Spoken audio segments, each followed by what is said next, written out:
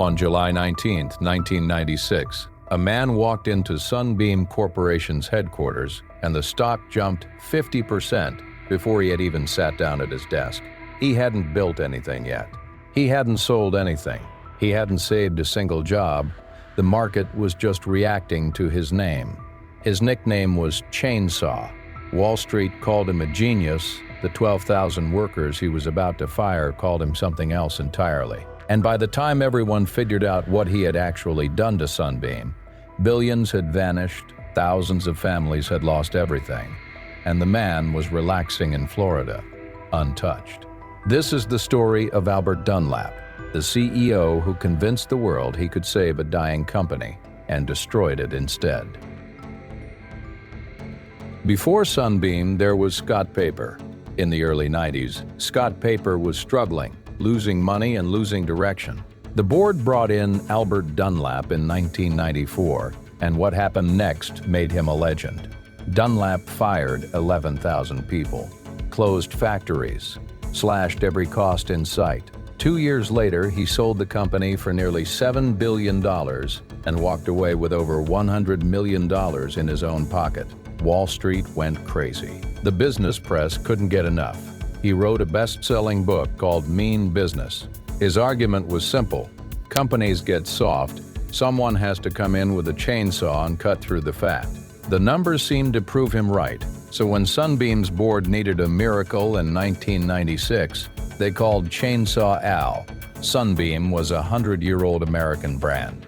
Mr. Coffee machines, Oster blenders, backyard barbecue grills, products in practically every American kitchen.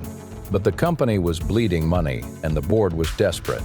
The morning the hire was announced, before Dunlap had toured a single factory, Sunbeam's stock shot up 50%, just on his name, just on the story.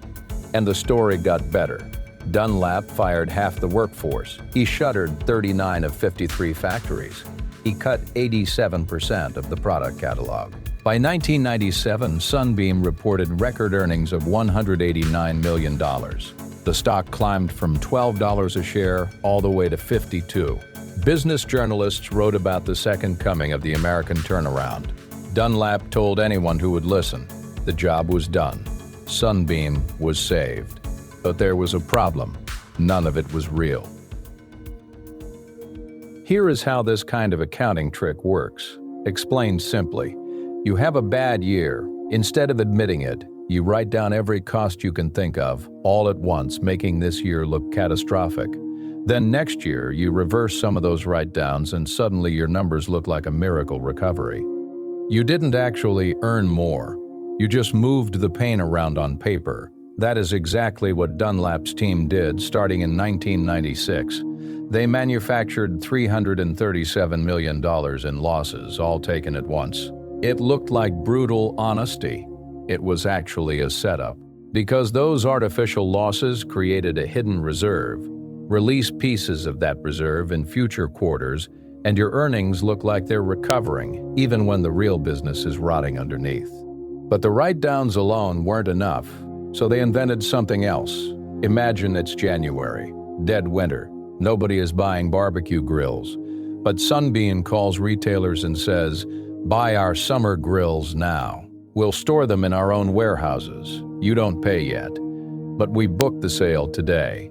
The retailer agrees.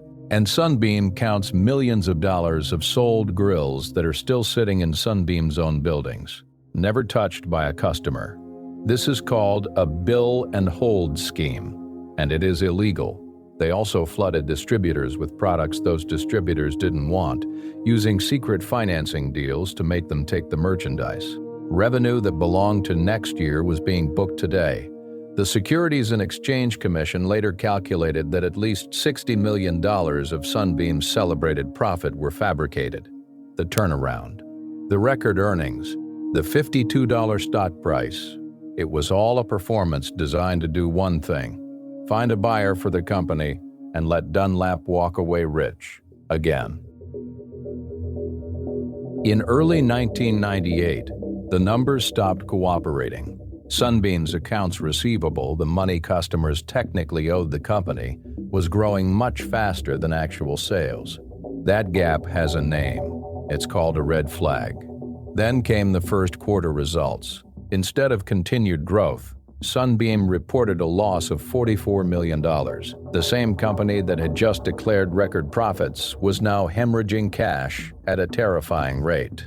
A journalist at Barron's started pulling on the thread. The article that followed asked uncomfortable questions. How were barbecue grills being counted as sold if they were sitting in Sunbeam's own warehouses? Why were receivables ballooning while cash wasn't coming in? Dunlap went on television and attacked the story. He called the questions ridiculous. He called his critics jealous. His name and his certainty had always been enough to silence a room. But this time, the room wasn't listening. June 15, 1998. Sunbeam's board met for a conversation that would end everything. Confronted with the numbers, Dunlap erupted. He called it a witch hunt. He raged. Hours later, the board fired him. And in that same meeting, they discovered that Sunbeam was not a recovered company. It was on the edge of bankruptcy. Sunbeam restated its financial results for 1996, 1997, and the first half of 1998. Hundreds of millions in profits simply disappeared from the books because they had never existed. The Securities and Exchange Commission filed civil fraud charges against Dunlap and 5 other former executives in 2001. That same year, Sunbeam filed for bankruptcy, carrying over $2.5 billion in debt. Dunlap settled with the Securities and Exchange Commission for $500,000 and was permanently banned from ever leading a public company again. He never admitted wrongdoing. He moved to Florida and lived quietly until he died in 2019. The workers in Bay Springs, Mississippi, didn't get that option. 31 years on the factory floor, a house, a family built on that paycheck, gone. Twice. First, when Chainsaw Al closed the factory as part of his theatrical restructuring. Then again, when the hollowed-out company collapsed completely. He walked away. They didn't. So what do you actually take from this? Earnings are an opinion. Cash is a fact. Sunbeam reported $189 million in profit. But the cash flow statement told a completely different story. That gap between reported earnings and real cash collected is one of the most important numbers any investor can check. It's public information. It was there the whole time. Watch out for the big bath setup. When a new executive takes a massive write-down in year 1, claiming to clean house, watch the next 2 years closely. If profits suddenly explode but cash doesn't follow, someone is releasing reserves, not building a business. Recovery without cash is theater. And a 50% stock jump on a CEO announcement is hype, not analysis. The price was built on a story. Stories collapse, results don't. For anyone building a company, cutting costs is not a strategy. Dunlap never won a single new customer. He only subtracted, and subtraction has a floor. At some point, there is nothing left to cut. Albert Dunlap was celebrated because Wall Street rewarded the performance, not the substance. He gave them great headlines and great quarterly numbers, and nobody looked closely enough to ask whether any of it was real. The next fraud is already happening right now. Someone is reporting record profits. Someone is on television calling their critics jealous. And somewhere in a public filing, the cash flow numbers are telling a very different story. Subscribe so you don't miss the next investigation. Every week, another billion-dollar illusion gets exposed here on Capital Sins. And if this story taught you something, drop a like, because that's exactly the kind of investor the next Chainsaw Al will never fool.